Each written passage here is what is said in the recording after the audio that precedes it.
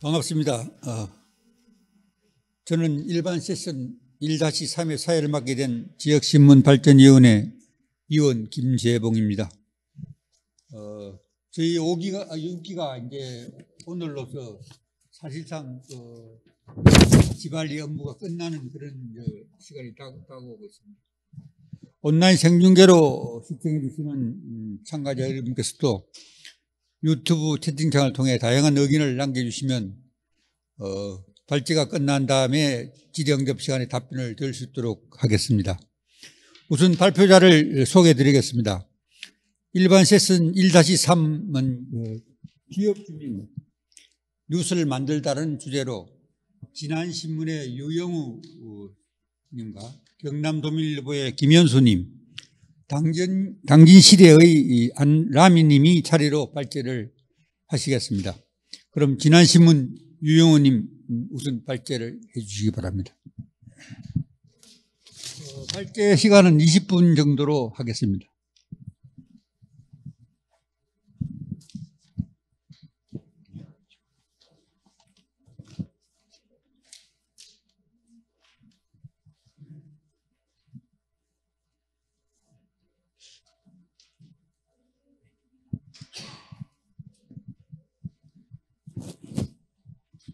네, 반갑습니다. 저 진안신문사 유영우라고 합니다.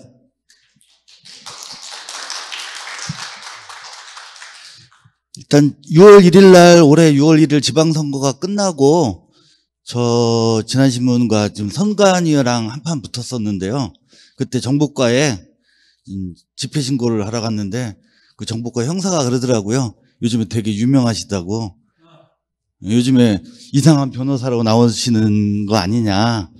그래서 그쪽 유가 아니라 우라고 얘기는 한 적이 있는데, 올해 어떻게 됐든 발달장애와 관련된 이야기가 그 TV를 통해서 많이 얘기가 많이 됐어요. 시대별로다 보면은 이 발달장애에 대한 이야기가 조금씩 화제가 됐던 적이 있는데요. 옛날에 뭐 레인맨이 그랬고요.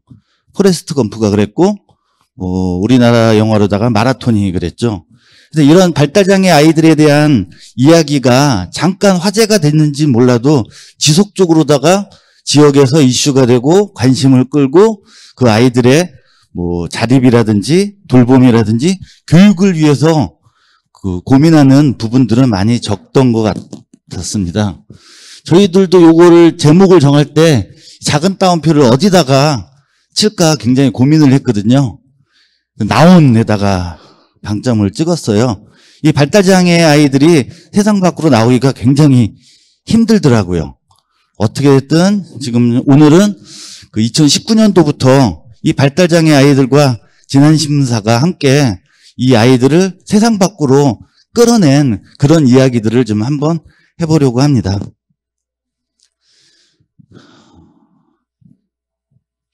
이 발달장애 하면은 지적장애하고 자폐성 장애를 합쳐서 발달장애라고 얘기를 하는데요.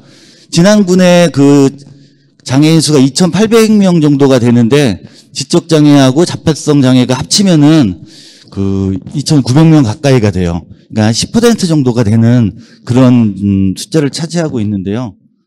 보시면 지체나 시각이라든지 청각이라든지 언어라든지 이런 쪽에는 다 협회가 있는데 이 발달장애에는 협회가 없어요. 그만큼 지역에서 발달장애라는 게 굉장히 인식이 저하되어 있다는 그런 좀 얘기가 되는데요.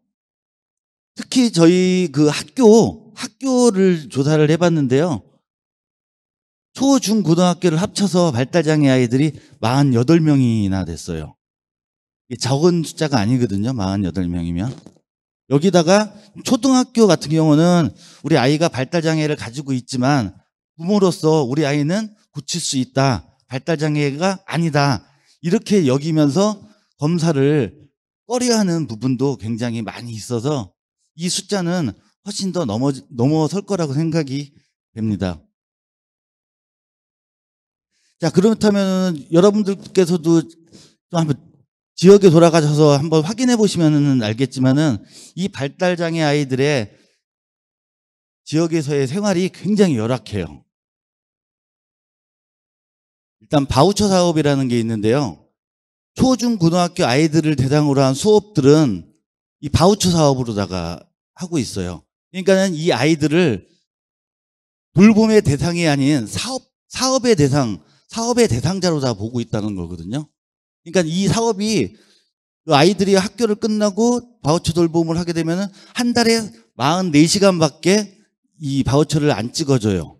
그러면은 한 사람당, 선생님 한 사람당 그 4명 아이들밖에 볼 수가 없어서 한 사람당 선생님 한 분이 한 70만 원 정도밖에 못 가져가는 상황이에요. 그러니까 아이들 4명을 돌보는 돌봄 사업을 해도 이 아이들을 돌봄으로써 한 달 생활이 안 된다는 거죠. 결국은 이 청소년들을 돌볼 수 있는 그런 여건이 많이 부족한 상태고요. 지난교육지원청에서 돌봄 프로그램도 있지만은 이 돌봄 프로그램은 또 바우처 사업에 포함된 아이들은 제외가 돼버려요. 그러면서 그 교육지원청의 돌봄 프로그램은 거기에서 제외된 아이들만을 하기 때문에 이 또한 인건비 지원이 충분하지 못하다는 거죠. 그리고 중요한 거는 이 초중고등학교 발달장애 아이들을 돌보는 기관을 설립을 해서 이 아이들을 체계적으로 더 돌보고 싶은 마음에 그 부분을 한번 고민을 해봤는데요. 보건복지부에 보면은 한 38개 그 사회복지기관 분류가 나와 있는데 이 발달장애 아이들을 돌보는 기관은 어느 기관에도 속하지 않는 그런 상황이에요. 그러니까 발달장애 청소년들은 우리나라에서 없는 애들이에요. 이런 아이들은 어떻게 하겠어요? 학교 끝나고 4시 반에 학교가 끝나면은 얘들이 뭐 학원을 가겠어요? 과외를 받겠어요? 그냥 지역에서 방치돼 버린다고요. 그러면은 PC방을 가거나 시내를 돌아다니거나 이러는 거리를 배회하고 있는 아이들이 많이 생기게 되는 거죠. 이 진안뿐만이 아닐 거예요. 지금 여기 계시는 분들 각 지역에 돌아가서 한번 살펴보시면은 똑같은 사례들이 많이 발생할 거라고 봅니다. 그래서 그 아이들을 몇 명을 만났어요. 쭉 같이 걸어가는데 되게 쉬운 중국집 간판을 보고 선생님 저거 뭐라고 읽어요? 라고 묻더라고요. 중학교 3학년짜리였어요. 초등학교 6학년, 중학교 3년, 9년을 공교육에서 9년을 공교육을 통해서 공부를 한 아이가 쉬운 간판 글자도 못 읽더라고요. 자, 그러면은 이 아이들이 학교 밖에서 글쓰기가 가능할까? 공교육 내에서도 불가능했던 이 글쓰기 수업이 가능할까? 좀 고민을 했지만은 한번 해보기 시작했어요. 일주일에 한 번씩 1시간씩 아이들과 함께 그냥 꾸준히 글을 썼어요. 2019년도 12월 달부터요. 글을 쓰기 시작했고 이 아이들이 처음에는 솔직히 한 줄, 2줄 쓰기도 되게 힘들어했고 맞춤법은 뭐 거의 틀렸고요. 그냥 소리 나는 대로 쓰는 것만으로다가도 충분했고 뭐 서술어를 쓰는 거라든지 목적어를 쓰는 전혀 맞지 않는 애들도 많이 있었어요. 그런 아이들이 1년을 쓰고 2년을 쓰고 3년을 지금 써오기 시작했어요. 이 아이들이 직접 쓴 글이에요. 저는 개인적으로 하늘을 닮은 사람이라는 저 글이 너무 좋은데요. 엄마는 하늘을 닮았다. 날씨가 좋으면 엄마는 행복해진다. 하늘이 맑거나 구름이 적게 끼면 엄마는 기분이 매우 좋아진다. 하지만 흐린 날씨나 비가 오면 엄마는 우울해지고 시무룩해진다. 소나기나 천둥 번개를 돌바람 비가 오면 엄마는 기분이 나빠지고 화가 난다. 그래서 우리 엄마는 하늘은 닮은 사람이다. 이거는 결국은 이 자폐성 장애를 가지고 있는 아이거든요. 우준이라는 친구가. 자폐성 장애를 가지고 있는 친구는 날씨가 흐리면 기분이 굉장히 막 격해지는 부분이 있어요. 그러면 이 아이가 성격이 격해지고 그렇게 되면 부모님은 어떻겠어요? 그만큼 또 기분이 나빠지고 또 그 아이들을 통제하기 위해서는 좀 많은 정서적인 좀 부분이 좀 필요하겠죠. 이 자기의 그 기분에 따라 엄마의 그 마음이 바뀌는 거를 하늘을 닮았다라는 얘기를 통해서 좀 표현을 했는데 너무 좋은 글 같아요. 병준이 같은 경우가 처음에 저한테 중국집 간판 이름을 물어봤던 친구거든요. 나에게 시험은 망치는 것. 첫날 과학 시험을 망쳤다. 둘째 날 영어 시험을 망쳤다. 셋째 날 국어 시험을 망쳤다. 나에겐 공부는 참 어려운 것. 나에게 즐거운 것은 축구. 너무 좋잖아요. 중학교 3학년짜리 글이지만은 너무 자기의 감정이 담겨 있는 글들이 나오기 시작하더라고요. 자, 이렇게 쓴 아이들이 쓴 글은 단순하게 글만 쓴 게 아니라요. 저희 지역신문, 진안신문의 지면을 통해서 보도되기 시작했어요. 텃밭 수업이라든지 이런 식으로. 나 이제 청소년 마당 그 편집자들을 보면은 발달장애, 지적장애 및 자폐성장애 학생들을 돌보고 있는 부름 청소년지원센터에서 활동하고 있는 학생들이 참여합니다. 라고 해서 발달장애 아이들이 쓴 글들을 이 신문에 실기 시작했죠. 그리고 그 신문에 실린 글들을 모아서 이렇게 책을 만들었어요. 2020년도에 10명의 발달장애 청소년들이 함께 꾸는 꿈이라는 책을 처음으로 다 발간을 했고요. 2021년도에 두 번째 책을 발간을 했습니다. 그리고 지금 12월 17일 날 세 번째 책 발간을 지금 준비를 하고 있고요. 이렇게 책을 통해서 이 아이들이 세상 밖으로 나오게 됐습니다. 뭐 글쓰기를 통해서 지역신문, 글쓰기, 발달장애 아이들이 쓴 글들을 보고 지역 주민들의 반응들도 굉장히 뜨거웠어요. 그러니까는 그동안 발달장애에 대해서 잘 몰랐던 주민들, 그냥 천덕꾸러기, 지역에서 천덕꾸러기 역할을 했던 아이들인 줄 알았는데 이렇게 글을 써서 세상에 내보내니까는 생각이 많이 바뀌신 거죠.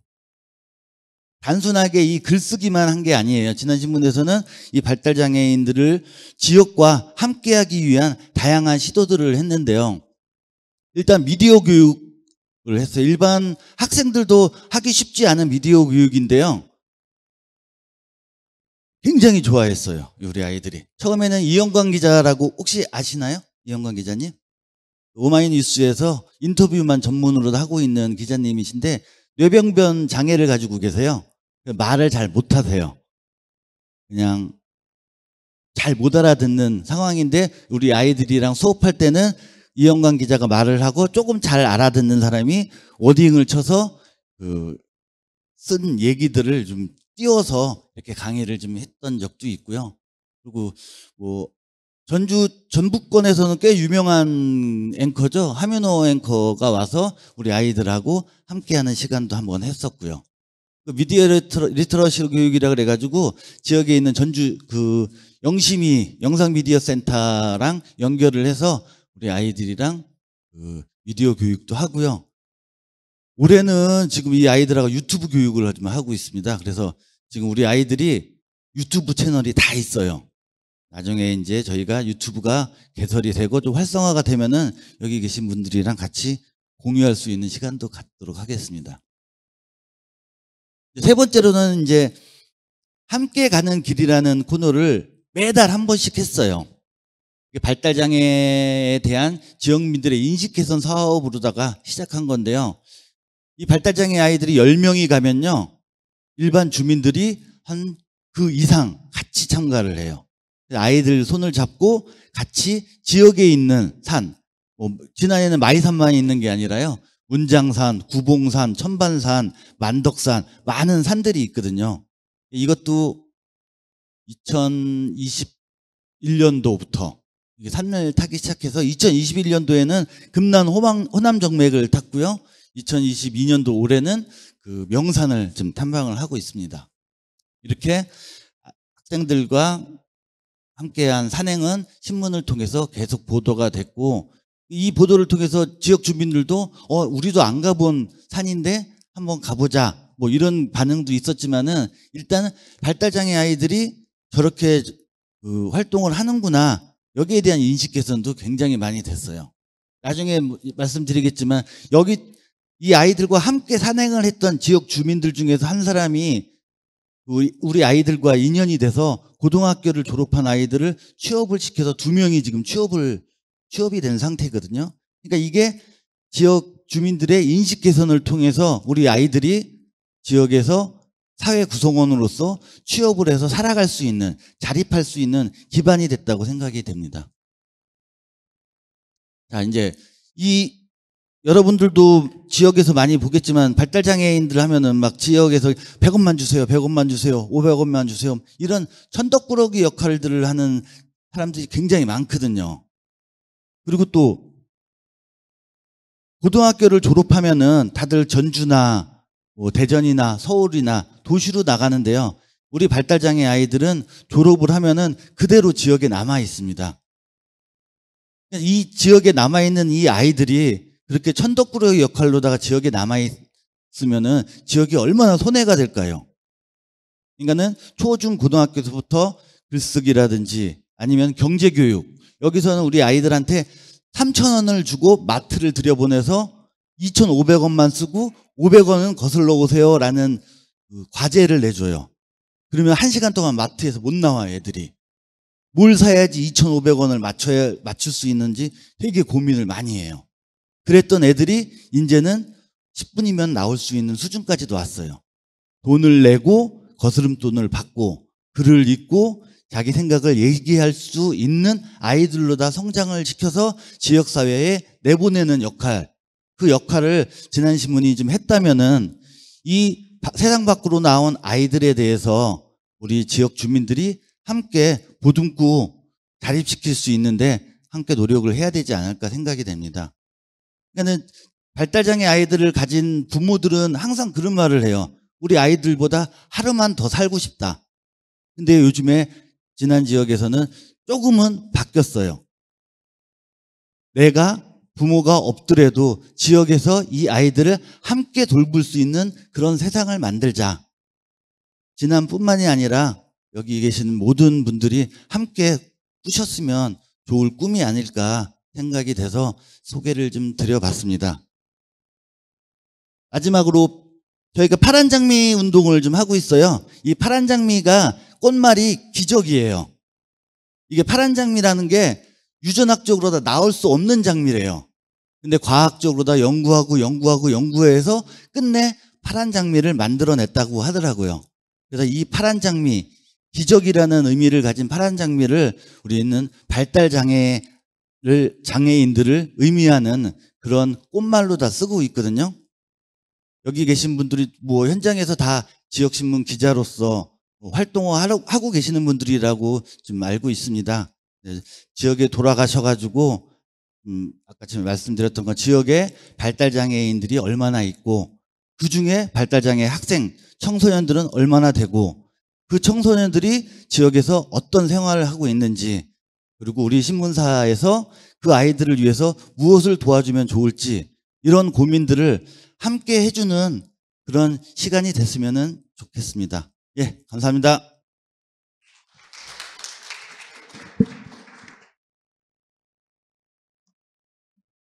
네, 잘 들었습니다.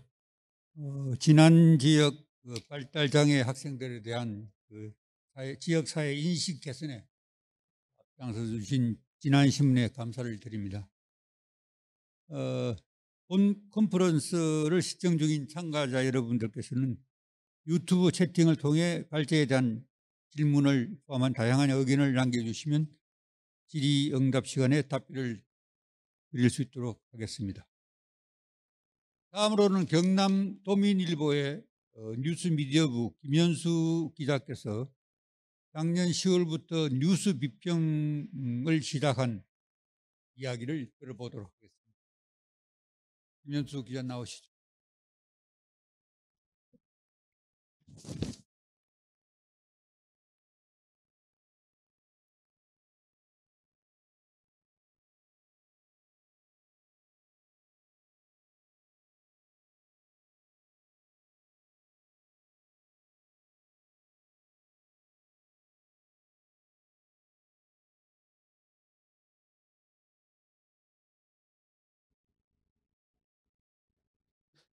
네, 안녕하십니까. 저는 도민주주신문인 경남 도민일보 기자 김현수라고 합니다. 반갑습니다. 네, 잠시만요. 네, 제가 오늘 아침에도 유비제 영상을 하나 올리고 왔습니다. 그래서 여기 앉아 계신 분들과 유튜브 보시는 분들 좋아요 한 번씩 눌러주시면 감사할 것 같고요.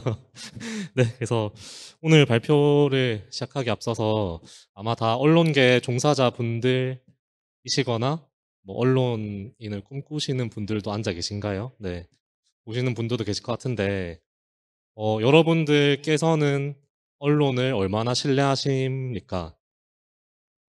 아니면 독자들은 또 언론을 얼마나 또 신뢰를 할까요? 제가 대학생 때 언론인을 꿈꾸면서 신문을 봤을 때는 기사를 왜 이렇게 쓰지? 아니면 왜 자꾸 낚시성 기사를 쓰지? 라는 뭐 등등의 생각들을 했었는데 이제 제가 한 5년 차 정도 됐는데요. 이제 이게 언론사 보니까 이래서 이런 기사가 나오는구나 라고 조금 그거를 이해를 하게 됐습니다. 근데 독자들 입장에서는 왜 이런 기사를 쓰는지 이해 안 되는 부분과 언론계 사람들은 이해하는 그 지점이 저는 언론계 관행 같은 거라고 생각을 해서 이 관행들을 독자들한테 계속해서 이야기를 해주는 게 필요하다 생각해서 일단 뉴비자를 기획을 하게 됐고요. 그리고 제가 그 지영민이 만드는 뉴스 이렇게 세션에 묶여 있길래 약간 의아했는데 마지막에 하고 싶은 말이 아마 이쪽과 관련이 있어서 묶어주신 것 같은데 끝까지 좀 잘 들어주시면 감사하겠습니다. 첫 번째는 그 뉴비자가 무엇인지 뉴스 비평하는 컨텐츠인데 간단하게 소개해 드리고요. 그리고 왜 기획을 하게 됐는지, 제작 과정, 제작은 어떻게 하는지를 설명드리고 제가 한 1년 정도 했는데 어떤 좀 긍정적인 효과가 있었는지 말씀드리고요. 마지막으로는 발전 방향이라고 썼는데 앞으로 좀 어떤 변화를 가져갈지에 대해서 고민을 해봤습니다. 전국 일간지 뉴스 비평을 쓴 거는 사실 신문 매체에서 기자들이 하는 뉴스 비평은 많이 없는 걸로 알고 있습니다. 왜냐하면 이게 되게 좀 업계 종사자들끼리 껄끄럽기도 하고 뭐 그렇기 때문에 좀 이게 굳이 안 하는 영역인 걸로 알고 있는데 그래도 저희가 1년 동안 꾸준히 배우고 있다는 점을 말씀을 드리고요. 이건 제가 만들 때는 사실 MZ세대라고 넣었는데 지금 보니까 좀 괜히 넣었다 생각이 드는데 3명에서 저희가 시작을 했는데 비교적 좀 언론계 관성에 많이 물들지 않은 기자들이 뉴스 생산자와 뉴스 수용자 사이에서 조금 그 처지로 오가면서 이야기를 할 수 있겠다 싶어서 이제 MZ세대라고 표현을 해봤습니다. 그리고 네, 제가 사실 기자 생활을 편집 기자로 시작을 했습니다. 그러니까 신문 만드는 일로 일을 시작을 했는데요. 사실 편집 기자라고 하면 단어 하나 가지고 굉장히 몇 시간을 고민하는 그런 일을 하지 않습니까? 그래서 되게 적합한 단어를 찾는 게 하루에 가장 중요한 일이었는데 어쩌다 보니 또 제가 뉴미디어부로 부서를 옮기게 됐습니다. 편집부는 한 2년 6개월 정도 일을 했는데요. 뉴미디어부에서 일을 하면서 점점 이제 그런 욕심이 생긴 겁니다. 클릭이 잘 되는 제목을 달고 싶다. 좀 사람들을 잘 낚아가지고 우리 기사를 좀 많이 보게 하고 싶다라는 생각이 계속 들었었는데 근데 내가 편집 기자일 때는 그런 생각을 안 했었는데 온라인 세계로 들어와 보니까 되게 그런 유혹에 되게 노출이 많이 돼 있다는 거를 느꼈었고 그래서 이게 이제 사례로 보여드리려고 가져왔는데요. 신문 제목도 사실 그렇게 좀 적절하진 않다 생각하지만 온라인은 조금 더 자극적으로 제목을 뽑는 것을 볼 수 있습니다. 사장님 얼마 줄 거야? 불법 체류자 을질이 시작됐다. 라는 게 이제 온라인 제목인데 신문회였다면 이게 통과가 될 수 있는 제목이었을까요? 저는 이런 점에서 좀 문제의식을 느꼈었고 그래서 다들 뭔가 디지털 퍼스트라는 거대 담론을 얘기하는데 이런 기본적인 것들이 좀 고쳐지지 않는다라는 생각이 들어서 기획을 하게 됐습니다. 그래서 모토는 그렇습니다. 좋은 뉴스를 생산하는 만큼 나쁜 뉴스를 가려내는 것도 중요하다. 라는 거를 저는 이제 신조로 여기고 좀 힘들 때마다 이제 진짜 그만할까 싶을 때도 이거를 생각하면서 조금 계속 이어올 수 있었던 것 같습니다. 그래서 또 질문을 주실 어떤 질문을 주실까 생각해 봤을 때, 지역신문이 왜 굳이? 라고 이제 질문을 하신다면, 저희 뭐 소유 구조랑도 조금은 연관이 있을 것 같은데, 저희는 이제 구민 주주분들이 계시고, 후원 회원분들도 계시고, 뭐 그렇지 않더라도 독자들께서 저희가 비판하는 거를 적어도 자기들이 비판한 거 자기들이 하진 않겠지라는 그런 믿음이 있을 거고, 저희도 저희가 지적한 거를 저희가 하는 행태는 보이면 안 되니까 적어도 그런 거는 답습하지 않겠다라고 독자분들에게 약속을 드리는 거라고 생각을 합니다. 그래서 3명에서 시작했는데요. 저희가 한 제가 4년 차인데 리더라고 썼는데 다들 저보다 훨씬 선배님들이시겠지만 당시에 이제 이원재 기자 수습 기자였습니다. 박신 기자 이제 1년 된 편집 기자였습니다. 3명에서 복작복작하게 이제 시작을 했는데요. 제작 과정이 사실 조금 타이트하다면 타이트하고 뭐 그런데, 월요일에 이제 회의를 해서 그 전에 한 주간 뉴스를 돌아봐서 각자 한 개씩 발제를 합니다. 각자 좀 문제라고 생각하는 뉴스 하나를 가져와서 3개를 서로 이야기를 합니다. 그래서 사실 제작 과정에서 별도의 뭐 위에 뭐 부장한테 뭐 사전 보고를 한다거나 이러진 않았습니다. 3명에서 서로 토론을 하면서 서로의 그 가져온 기사를 이제 논의를 하고 해서 기사를 선택한 다음 화요일에 이제 조금 더 정제된 형태의 원고를 가지고 오전 11시에 촬영을 했습니다. 한 40분 정도 촬영을 진행을 했고요. 그리고 화요일, 수요일에는 이제 제가 편집을 했습니다. 편집을 하고 목요일에 이제 40분짜리를 한 15분, 20분 정도로 줄여가지고 업로드를 했습니다. 그리고 목요일에는 이제 기사 출고도 함께 하기 때문에 목요일에 기사를 써서 금요일자 지면과 온라인에 보도하는 형태로 이제 사이클을 가져갔습니다. 그래서 지금 2021년 10월 1일에 시작해서 영상이 37개에서 조금 더 업데이트돼서 많이 조금 더 나왔고요. 방송 시간을 계산해 보니까 한 700분 정도 이제 1년 동안 한 것 같습니다. 네, 이거는 이제 그동안 다뤘던 내용들을 간단하게 요약을 해왔고요.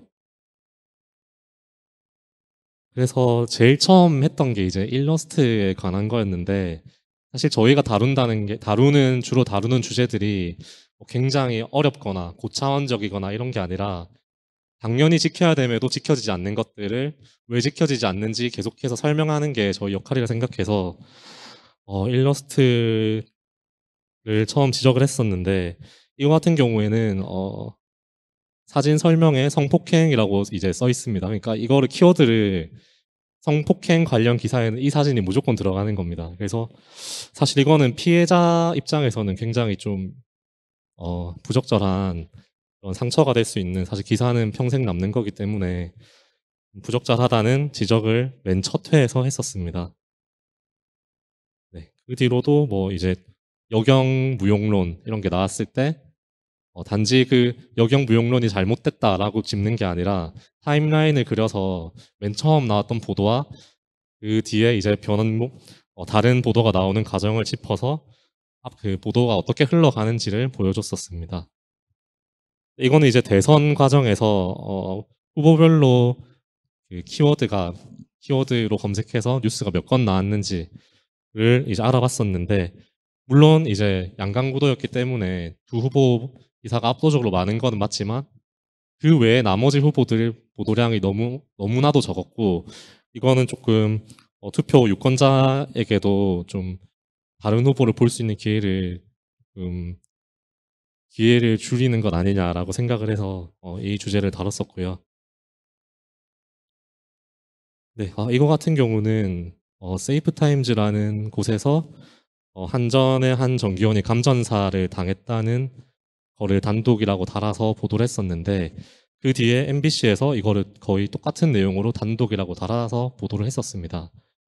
사실 근데 이제 이거 뭐 MBC뿐만이 아니라 보통 이런 경우가 좀 많다고 생각을 하거든요, 저는.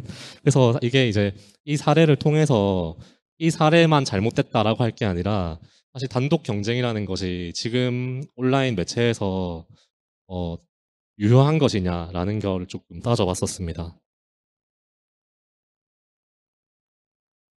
예, 그 주로 이제 좀 제목에 대해서 저희 지적을 많이 했었는데 이건 이제 가해자가 짝사랑을 했는데 여성이 안 받아줘서 이제 이런 범죄를 저질렀다 이런 내용인데 조금 가해자 입장에 서서 제목을 다는 경향이 있다. 주로 범죄 사건 사고 보도에서 그런 경향이 있다는 거를 짚었었습니다. 이거는 이제 제일 좀 최근 건데 이재용 부회장이 그 특사한 날에 6만 전자를 이제 6만 전자가 됐다고 이재용 부회장 덕분에 그 긍정적 영향으로 주가가 올랐다라는 기사였는데 그 전후 주가를 좀 비교해서 꼭 그렇지만 않다. 그리고 그렇게 해석하는 것 자체가 또 영향을 줄 수 있다라는 걸 짚었었고 오늘 보니까 또 6만 전자가 아니더라고요. 예, 이제 이렇게 지면에도 기사가 나옵니다.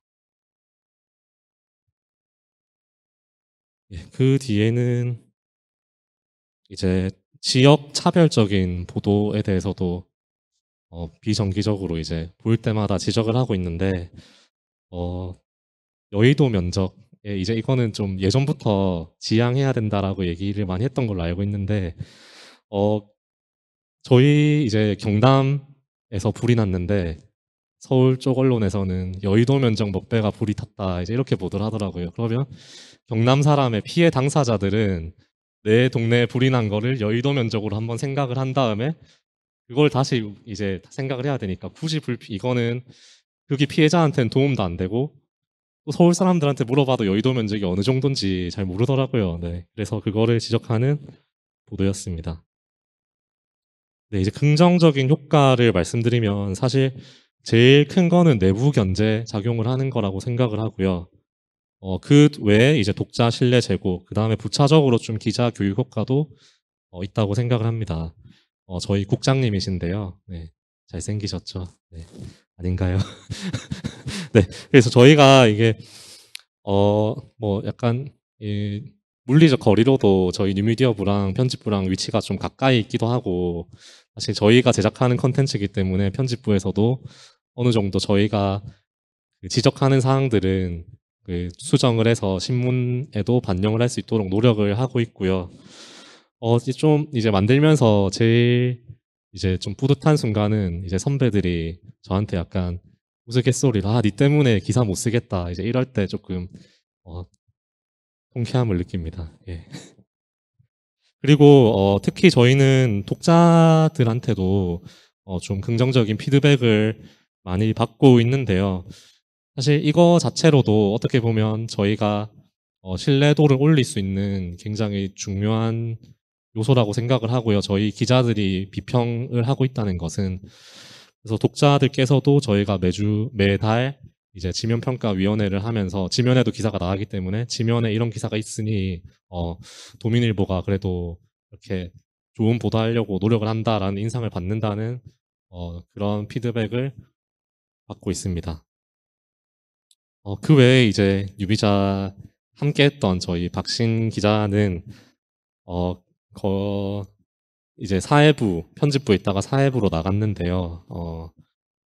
뭘 좋은 기사를 쓰는 법은 모르겠는데 쓰면 안 되는 기사들은 알겠다라고 이제 하거든요. 그래서 어떻게 보면 반면교사 삼을 데이터를 쌓았다라고도 볼 수 있을 것 같고 오답 노트를 가지고 이제 현장에 나간 그런 긍정적인 효과를 봤다고 생각을 합니다. 네, 그 다음에 이제 좀 발전 방향에 대해서 저희 고민을 해봤는데 사실 이게 제작하는 게 뭐도 하고 이러면 제일 좋겠죠. 저희가 좋은 거는 다 캐치를 해서 하면 좋겠지만 저희 뉴미디어부가 막 사람이 엄청나게 많은 것도 아니고 결국에는 선택과 집중을 할 수밖에 없는 상황에서 지금 적은 인력과 또 적은 이 투입으로 할 수 있는 것이 무엇인가 생각해 봤을 때 외부에 있는 시민분들과 아니면 혹은 시민단체 그 유관 관련된 분들과 함께 방송을 해서 그분들이 약간 외부자의 시선으로 언론을 봤을 때 이런 거는 내가 조금 고쳐줬으면 좋겠더라라고 얘기하는 것들을 저희가 얘기를 듣고 그거를 조금 같이 방송을 할 수 있고 또 기사에도 반영을 할 수 있으면 긍정적인 발전 방향이지 않을까라고 생각을 해봤고 한 번 제가 시도를 하긴 했었습니다. 이 경상남도 외국인 주민지원센터에 계시는 외국인 상담사 분이랑 같이 한번 방송을 한 적이 있는데요. 이제 이분 같은 경우는 경남에 있는 외국인들을 정말 많이 만나는 분들이고 특히 뭔가 피해를 당한 분들을 가장 많이 만나는 일을 하시는 분이기 때문에 이분께서 말씀하실 때 이제 각종 외국인에 대한 차별적인 표현들 뭐 이분이 말씀하신 거는 불법 체류자라는 표현보다는 미등록 외국인이라는 표현을 써주면 좋겠다라고 구체적으로 이제 말씀해 주셨고 그런 점에서 외부 지역사회와 연계하고 또 협업할 수 있는 외연 확대 전략을 가져가려고 노력을 하고 있습니다. 네, 발표는 여기까지고 혹시 질문은 나중에 하죠. 네, 감사합니다.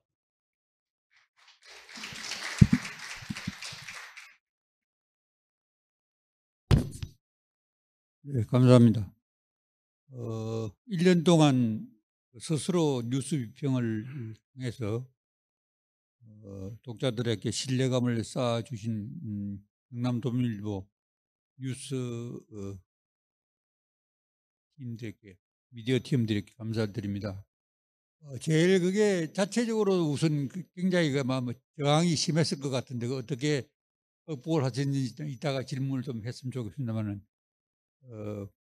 상당히 바람직한 작업을 하지 않았나 그런 생각을 해봅니다.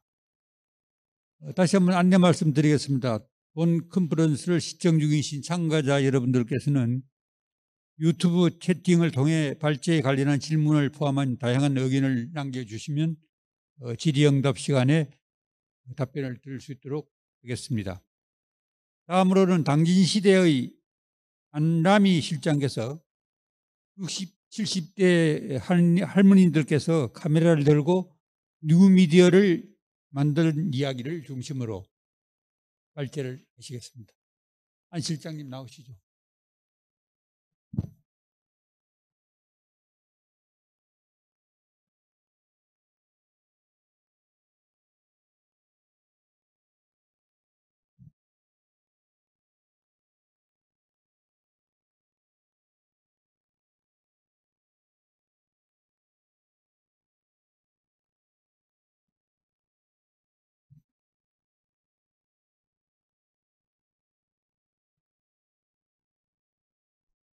네, 안녕하십니까. 당진시대 미디어 제작을 담당하고 있는 안남희 제작실장입니다. 이 컨퍼런스에 이렇게 참석하고 발표까지 하게 돼서 진심으로 영광스럽게 생각하고 있습니다. 그런데 이제 뭔가 너무 떨려서 조금 로봇처럼 발표할 것 같은데 그래도 진심을 담아서 준비한 내용을 발표를 하도록 하겠습니다. 제가 오늘 발표할 주제입니다. 카메라를 든 할머니, 붐마이크를 든 아이들. 바로 당진시대의 지역공헌 사업, 미디어 교육에 관한 이야기인데요. 지역 언론인 당진시대가 왜 미디어 교육을 5년 연속 이어오고 있는지 남녀노소 미디어 교육의 메카가 되고 있는 당진시대에 대해서 소개하려고 합니다. 네. 발표 순서는 총 4단계로 나눠서 말씀드리겠습니다. 첫 번째로는 누구나 미디어로 꿈꾸다. 어떤 이들이 당진시대에서 미디어로 꿈을 꾸고 있는지 알려드리고요. 두 번째로는 꿈에서 그치지 않고 현실로 나아가게 하는 당진시대의 미디어 교육에 대해서 말씀드리겠습니다. 그리고 세 번째로는 교육을 받은 시민들이 지금까지 어떤 콘텐츠들을 제작했는지 보여드릴 수 있도록 하고요. 네 번째로는 당진시대가 5년 동안 진행해온 미디어 교육 사업들을 정리해드리도록 하겠습니다.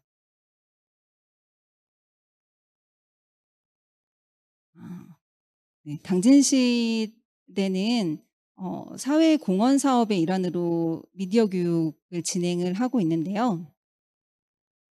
지난 2018년에 종이 신문의 돌파구를 찾기 위해서 당진에서 최초로 팟캐스트라는 뉴 미디어를 도입했습니다. 작은 스튜디오를 구축하고 유튜브 채널을 운영하면서 이때 시민들의 관심을 받았는데요. 당진 시대는 이 관심을 외면하지 않고 정면으로 마주했습니다. 뉴미디어에 대한 관심을 시민들을 위한 지역사회 공헌 사업으로 방향을 전환을 했는데요. 이후에 시민들의 직접적인 참여와 체험, 교육 프로그램을 마련했고 현재까지 시민을 위한 미디어 교육을 단 한 번도 중단하지 않고 매년 교육을 이어오고 있습니다.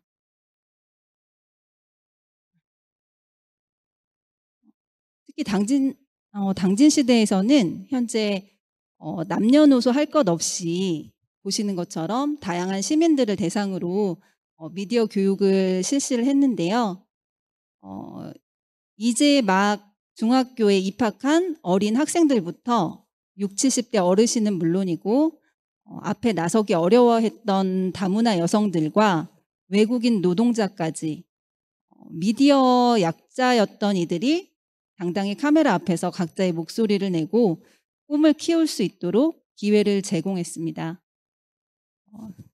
이렇게 다양한 시민들을 대상으로 교육을 진행하고 있는데요. 이런 시민들이 미디어로 꾸는 꿈이나 희망이 조금은 현실이 될 수 있도록 교육을 통해서 시민들을 지원을 했습니다. 당진 시대는 미디어 교육이 단순한 일회성 교육이나 형식적인 교육이 되는 것을 경계를 했는데요. 미디어에 대한 시민들의 관심에 민감하게 반응하면서 다양한 커리큘럼을 개발하고 실질적인 도움을 주는 교육으로 진행하고자 했습니다. 여러 시민들 중에서도 미디어 교육을 가장 필요로 하고 즐기는 세대는 바로 청소년이었는데요. 실제로 교육을 하다 보면 국가의 교육비를 내면서 수도권의 교육기관을 다닐 정도로 미디어에 의지와 열정이 있는 학생들을 많이 목격을 했습니다. 당진 시대는 이렇게 미디어 교육을 받고 싶어하는 청소년들에게 사실상 당진의 유일한 미디어 체험 교육기관이 돼주고 무료 교육의 기회를 제공했습니다. 청소년들이 영상 뉴스 제작을 위해 기자와 직접 동행 취재를 하거나 PD와 함께 촬영을 하면서 다양한 형식으로 전문적인 체험 교육을 하고 미디어를 활용해 목소리를 낼 수 있도록 매년 청소년 진로 체험 학교를 운영해 왔습니다. 또 청소년들이 취재하고 편집해서 만든 영상은 유튜브를 통해서 송출하거나 극장 상영회를 개최하고 미디어에 대한 흥미와 재능을 발견하도록 도움을 주고자 했습니다. 또 각 기관과 함께 전문 미디어 교육을 진행하면서 잠재된 미디어 활동가들을 발굴하고 양성하기도 했는데요. 마을 활동가들을 대상으로 한 전문 미디어 교육을 실시해서 교육 후에 정식 기자단으로 마을센터의 정식 기자단으로 위촉되는 그런 결과로 이어지도록 하기도 했고요. 결혼 이주 여성들을 대상으로 한 그 교육에서는 충남 각 지역의 결혼 이주 여성들이 미디어 강사로 활동할 수 있도록 배출하기도 했습니다. 또 그 당진교육지원청의 교사 기자단의 역량 강화를 위해서 미디어 교육을 실시하고 잠재된 미디어 활동가들을 양성해냈습니다. 이렇게 지속적인 미디어 교육을 통해서 시민들이 직접 제작한 콘텐츠가 시민사회로 유통된 것도 또 특징적이라고 할 수 있는데요. 우리 지역의 소식과 시민의 시각을 담은 어떤 팟캐스트, 유튜브, 단편영화, 기사까지 시민들이 제작한 이런 콘텐츠들을 공급하면서 시민 저널리즘의 기능을 더하기 위해 모색하기도 했습니다. 동시에 좀 더 실험적인 콘텐츠 제작을 시도함으로써 지역 미디어 교육의 폭을 넓혀 나가고자 했습니다. 미디어 교육을 통해 제작된 콘텐츠들 중에서 가장 최근에 청소년들이 제작한 작품들이 있는데요. 그중에 한 편을 좀 보여드리고 발표를 이어가도록 하겠습니다. 짧은 영상이라서 아이들이 무엇을 말하려고 했는지 생각하면서 보시면 좋을 것 같습니다.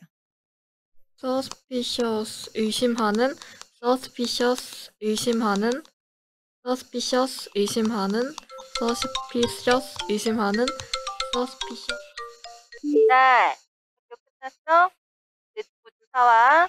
뭐? 아 몰라 나 지금 버스 오려면 30분 정도 기다려야 돼. 영어 단어 외워야 되니까 끊어. suspicious 의심하는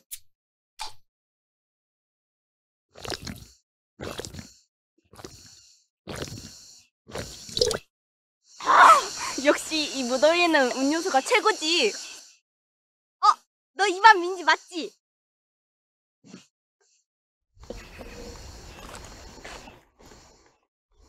이거 편의점에서 1%는 산 건데 너 하나 마실래? 아니야.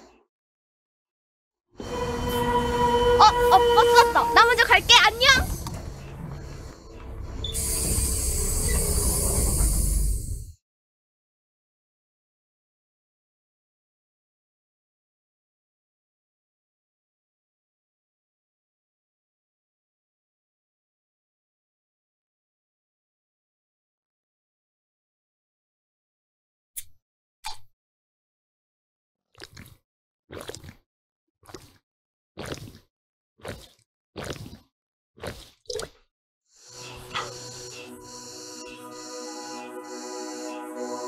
여기가 이렇게 예뻤나?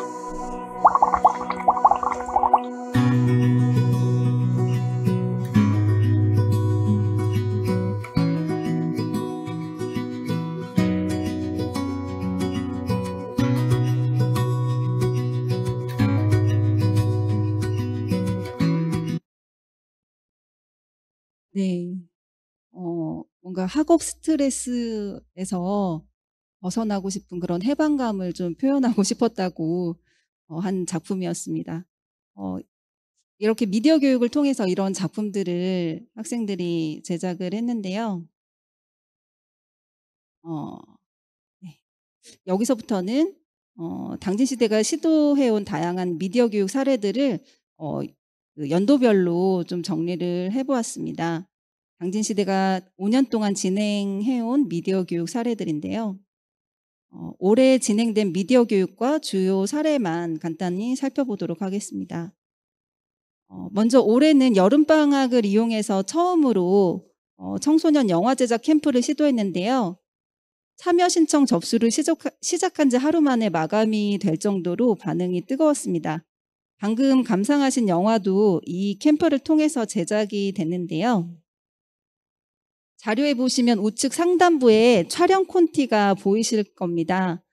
콘티 교육을 받고 아이들이 직접 그린 콘티고요. 이런 콘티뿐만 아니라 그 기획부터 대본, 연출, 촬영, 편집까지 전 과정을 아이들 손으로 진행해서 18명의 학생이 3편의 영화를 창작해냈습니다. 이렇게 교육 과정을 마무리하면서 당초 계획에는 없었지만 그 교사들이 아이들을 위해 추억이 될 만한 스토리북을 제작해서 전달을 했고요. 문화공감터라는 공연장에서 학부모와 지인을 초대해서 영화 시사회를 진행하기도 했습니다. 시사회 중간중간 학생들의 기획 의도와 소감도 들어보고 그 전원에게 우수 참여상을 시상하기도 하면서 아이들을 격려하고 응원하는 그런 축제 같은 분위기로 미디어 교육을 마무리했습니다. 이날 객석의 학부모님들도 울컥할 정도로 특별한 경험이 되었다고 소감을 밝혀주셨는데요. 학생들과 교사, 학부모 모두에게 저마다의 감동과 보람을 느끼게 했던 영화 제작 캠프였습니다. 짧은 메이킹 필름이 있는데요. 잠시 영상 보여드리겠습니다.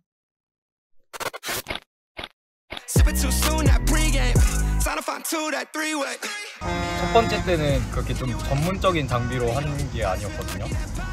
두 번째 찍으러 왔는데 갑자기 막 붐 마이크를 동원하고 카메라 막 여러 대 돌려가면서 하고 그러니까 힘든 면이 없지 않아 있었는데 그래도 되게 재밌었습니다. 좋은 경험. 네, 좋은 경험. 그 중학교 때는 그 기대감만 품고 있었는데 지금 이제 직접 해보니 그 진짜 드라마 찍는 사람들, PD님이나 관련자분들, 배우님들의 마음을 아주 깊이 알게 돼서 드라마를 볼 때 지금 존경하는 마음을 보고 있습니다. 학교에서 저거 셔틀 넣어준다고 하길래 왔는데 셔틀을 넣어준다고? 그 세팅 넣어준다고. 그냥 무심코 왔는데 해보니까 재밌고 장비에 관심 많은데 또 전문장비 보니까 뭔가 충동적으로 사고 싶은 욕구가 약간 그랬던 것 같아요. 진짜 되게 재밌었어요.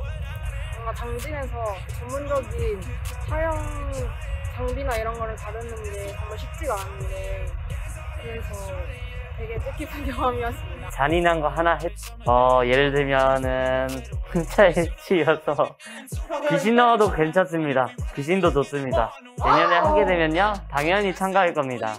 진로 체험이라고 해가지고 그냥 가볍게 영화 제작 같은 이론 수업 위주로 이루어질 줄 알았는데 이렇게 완벽한 결혼식으로 그러면은 또 특징적 실기 수업이나 촬영 같은 것도 직접 해보고 전문적인 그런 수업을 듣는 것 같아서 되게 뜻깊은 경험한 것 같습니다.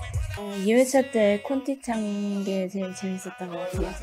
영화를 만드는 과정에 대해서 자세히 알 수 있어서 정말 좋았고요. 친구들과 함께해서 더 뜻깊은 시간이 됐던 것 같습니다. 한 가지 아쉬운 점은 처음이라서 아직 서툴렀던 것 같은데 다음에 기회가 있다면 다시 한번 제대로 찍어보고 싶습니다.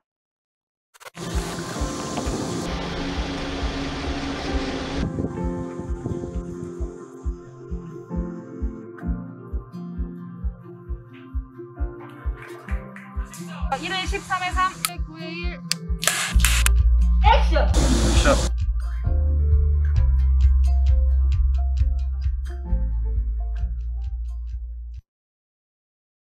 네.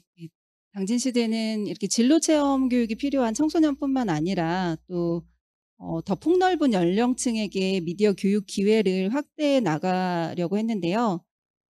당진에서도 인구가 가장 적고 고령화가 심각한 마을 대오지면의 농부들을 대상으로 미디어 교육을 실시하기도 했습니다. 60, 70대 어르신들로 구성된 농부들은 마을의 부녀회장님이나 새마을 지도자님들 나이는 있으시지만 그래도 학생들만큼이나 제작 의지와 열정이 굉장히 높으셨던 분들이었는데요. 이분들은 마을의 환경 개선을 위해서 아이들과 다양한 활동을 펼치고 있었는데 그 내용을 팟캐스트로 제작해서 기록하고 남기고자 하는 의지가 강했었고요. 예를 들어서 환경 연극을 준비한 초등학교 아이들을 팟캐스트에 초대하고 또 대오지면의 공동체가 모여서 토크 콘서트도 개최하고 그리고 이것을 팟캐스트로 녹음하는 방식으로 지역의 다양한 행사를 연계하고 응용하면서 녹음을 현재 진행 중에 있습니다. 네, 아직 저희 도움이 조금 필요하긴 하지만 60, 70대에게서도 충분한 가능성을 발견하게 했던 그런 잠재된 인재들이 아닌가 하는 생각이 들었고요. 그 외에도 그 소외계층의 청소년들을 위한 미디어 교육 그리고 결혼 이주 여성을 대상으로 한 전문 미디어 교육까지 소외된 이들에게 교육의 기회를 제공하고자 당진시대는 노력하고 있습니다. 이런 부분들을 좀 인정을 받아서 당진시대는 2019년에 충남교육감 표창을 수상하고 당진교육지원청 진로체험학교로 선정되고 매년 우수 사례로도 선정되고 있습니다. 미디어 교육 사업을 5년 동안 꾸준히 이어온 것은 결코 쉬운 일은 아니었는데요. 수익이 되지도 않으면서 노동력이 굉장히 많이 필요한 사업이었습니다. 하지만 그 시민들에게 기회를 줄 수 있다는 것은 지역 언론의 역할이자 또 책무가 아닐까 하는 생각으로 교육에 임했습니다. 시민들이 교육받을 기회, 진로체험의 기회, 그리고 소수자가 목소리를 낼 기회, 미디어 활동가로 성장할 수 있는 기회, 당진시대는 이 기회를 줄 수 있는 충분한 여건이 되는 것이 아니라 이 여건을 만들기 위해서 고분군투하면서 5년 동안 만들어 나가고 있습니다. 종이신문의 돌파구를 찾기 위해서 뉴미디어를 도입했는데 당진시대는 신문사의 돌파구뿐만 아니라 미디어 교육의 돌파구 그리고 시민과 함께 성장하는 돌파구를 찾아 나가겠습니다. 이상으로 발표를 마치겠습니다. 감사합니다.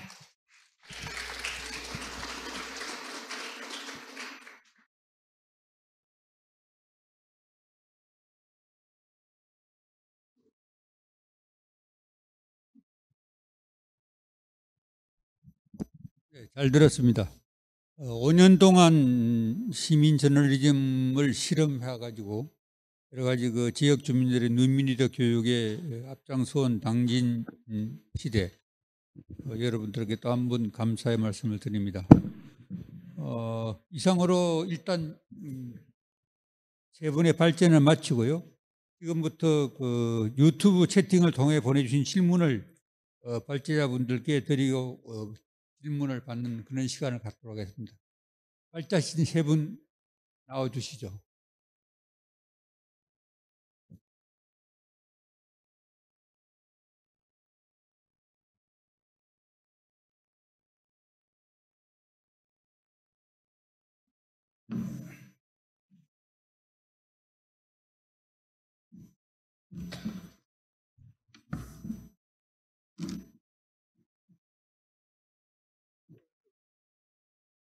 질문 들어오고 있습니다. 들어와 계신 분들이 이렇게 시간이 있습니다.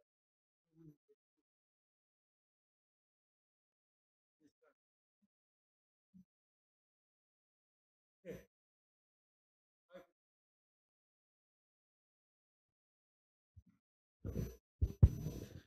저는 경남도민일보 김현수 기자님한테 질문 드리겠습니다. 네, 그 한 편 한 편 이제 기획부터 회의, 뭐 기사도 작성하고 촬영에 편집까지 하셨어야 했을 텐데 이 한 편 한 편 만들 때 체감 난이도는 얼마나 되셨는지 궁금합니다. 일단 처음 체감 난이도라고 일단은 그 혼자 하는 게 많습니다. 제가 촬영 세팅하고 편집도 하고 기사도 쓰고 대본도 쓰고 네, 하고 있습니다. 그 정도면 어느 정도 대신에 처음에는 사실 욕심이 컸었기 때문에 막 편집을 좀 막 방송을 따라하려고 이것저것 많이 넣어보기도 했었는데 그런 거를 사실 좀 줄이기는 줄였습니다. 그래서 시간이 그렇게 막 빠르게 영상은 편집이 되진 않습니다. 한 이틀 정도는 걸리는 것 같습니다.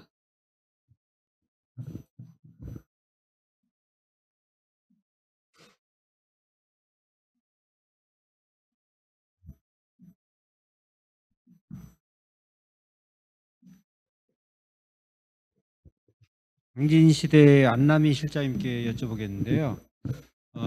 우선 그 미디어 센터로서의 역할을 언론에서 하고 있다는 게 쉽지 않은 일인데 그걸 진행하셨는데 혹시 이제 운영을 하기 위해서는 이제 사람도 필요하고 공간도 필요하고 그다음에 운영이 필요한데 어떤 수익 모델이 있어서 그걸 운영하신 건가요? 아니면은 전적으로다가 언론사에서 당진시대에서 그 비용을 댄 건가요? 뭐 연간 비용이라든지 이런 것 좀 얘기 좀 해주세요. 아니면 공모 사업을 뭐 진행한 게 있다든지. 네. 네. 사실 처음에는 수익 모델을 찾으려고 했었었는데요.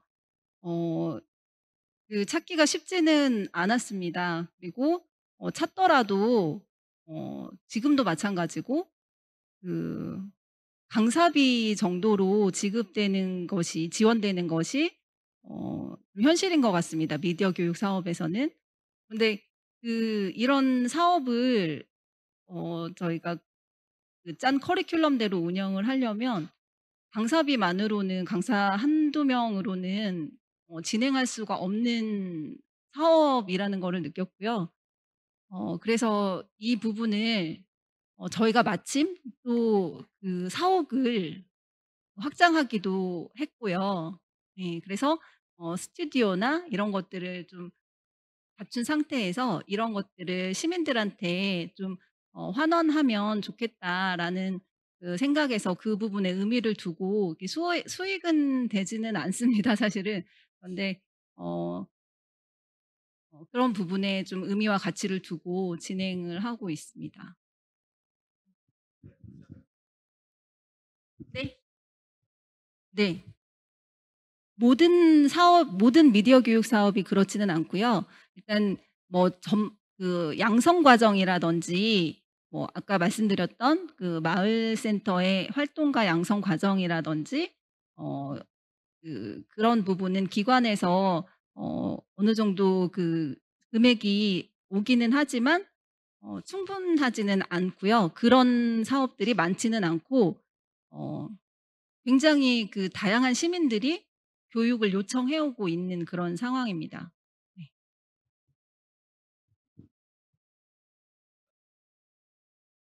네네네. 네네네. 당진 시대의 것을. 네? 비용이요? 제가 정확한 금액은 잘 알지는 못하는데 지바리에서 장비를 많이 지원받은 걸로 알고 있습니다.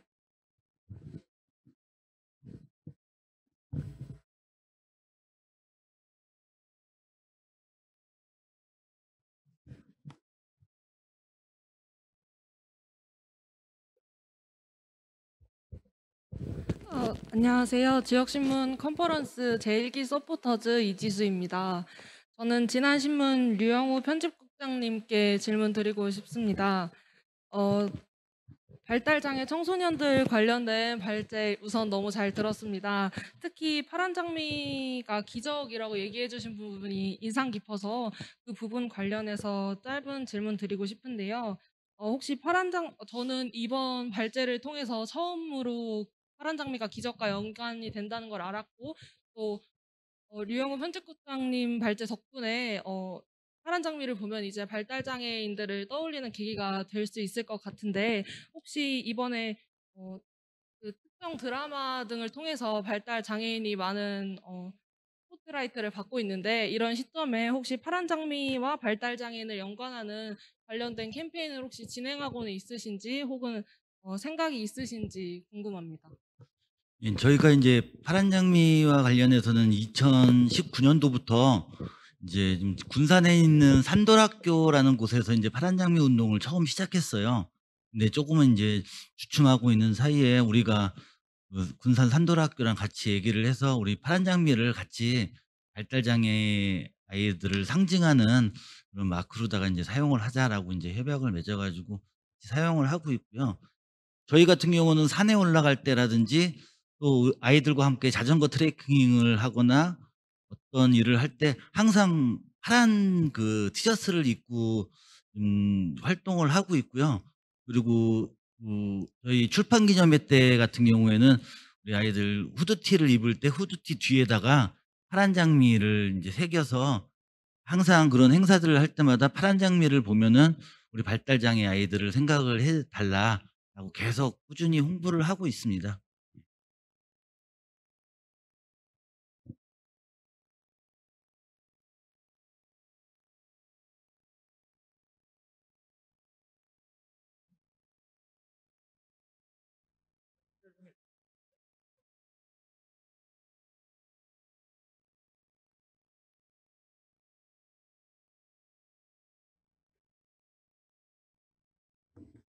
예.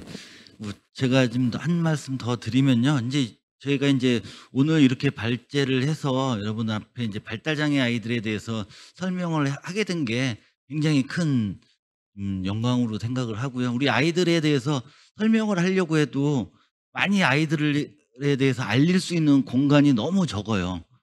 그래서 이제 저희들 같은 경우는 아이들을 통해서 이 아이들이 세상 밖으로 나올 수 있게 계속 이끄는데 지난 지역 2만 5천밖에 안 되는 이 좁은 지역에서도 우리 아이들이 세상 밖으로 나오는데 굉장히 어려움을 많이 겪고 있습니다. 그래서 이제 오늘 이제 이런 발표를 통해서 여기 계신 많은 분들이 지역에 돌아가셔가지고 참 우리 지역에 있는 발달장애 청소년들이 얼마나 되고 이 친구들이 어떤 생활을 하고 있는지 한번 살펴보는 그런 이 기회가 된다면은 오늘 제가 발제한 이 기회가 굉장히 소중한 시간이 될 것 같습니다. 그래서 여러분들 지역에 돌아가시면은 한번 지역에 있는 발달장애 학생들을 한번 돌아보는 시간이 됐으면 좋겠습니다. 예, 감사합니다.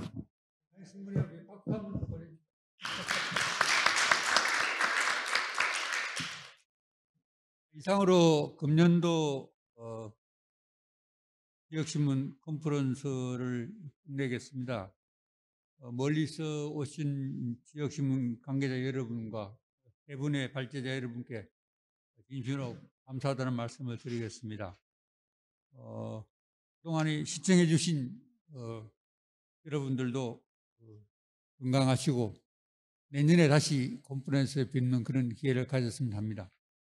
이상으로 2022년 지역신문 컨퍼런스 1번 섹션 1-3 교시를 마치겠습니다. 지금까지 지역신문 발전위원회 위원 김재봉이었습니다. 대단히 감사합니다.